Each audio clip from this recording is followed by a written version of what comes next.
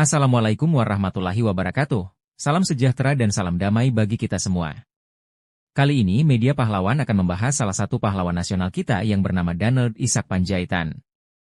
Semoga dengan menonton dan mendengarkan video ini dapat menambah wawasan dan pengetahuan kita semua, terutama bagi para adik-adik yang masih duduk di bangku sekolah. Selamat menyimak. Dan jangan lupa klik tombol subscribe, like, share dan komennya. Terima kasih. Danald Isaac Pandjaitan, pahlawan revolusi. Berseragam militer lengkap, Brigadir Jenderal Danald Isaac Pandjaitan tengah berdoa di halaman rumahnya setelah pasukan Cakrabirawa yang berniat menculiknya berhasil mengajaknya keluar rumah untuk menghadap Presiden Soekarno. Sikap religius itu ternyata sangat menjengkelkan bagi para penculiknya. Tak mau berlama-lama, berondongan peluru pun diarahkan ke tubuhnya. Seketika itu pula tubuh Danald rebah ke atas tanah dan ia menghembuskan napas terakhirnya, gugur sebagai kusuma bangsa. Pada 9 Juni 1925, Danald Isaac Pandjaitan dilahirkan di Balige, Tapanuli, Sumatera Utara. Setelah menyelesaikan sekolah menengah atas, ia memasuki pendidikan militer Gyugun pada masa kependudukan Jepang. Selepas itu, ia ditempatkan di Riau. Ia bersama para pejuang lain membentuk Tentara Keamanan Rakyat ketika Indonesia merdeka. Ia ditunjuk menjadi komandan batalion.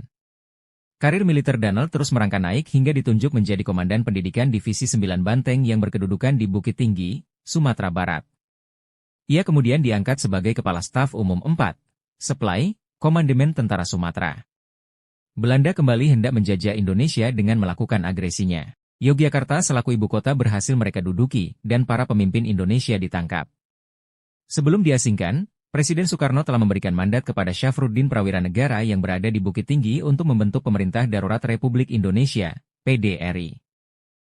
Ketika peristiwa tersebut, Danald mendapat tugas sebagai pemimpin perbekalan perjuangan Pemerintah Darurat Republik Indonesia. Danald tercatat pernah menduduki jabatan sebagai Kepala Staf Operasi Tentara dan Teritorium, TNT, 1 Bukit Barisan yang berkedudukan di Medan.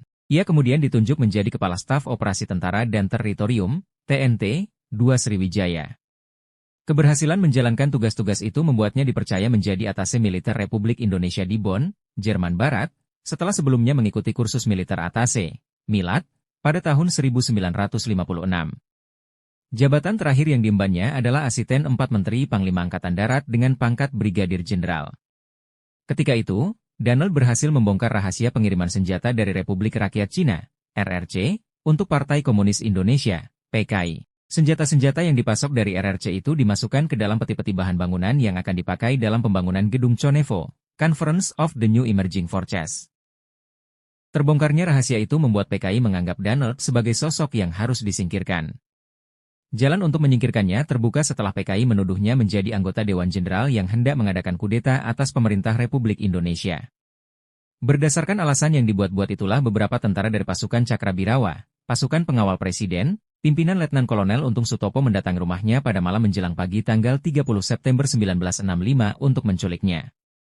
Dan Danald ditembak di depan rumahnya ketika ia tengah berdoa. Jasad lelaki gagah asal Tapanuli itu dimasukkan ke dalam sumur tua di daerah Lubang Buaya, Jakarta Timur, bersama jasad-jasad korban penculikan lain.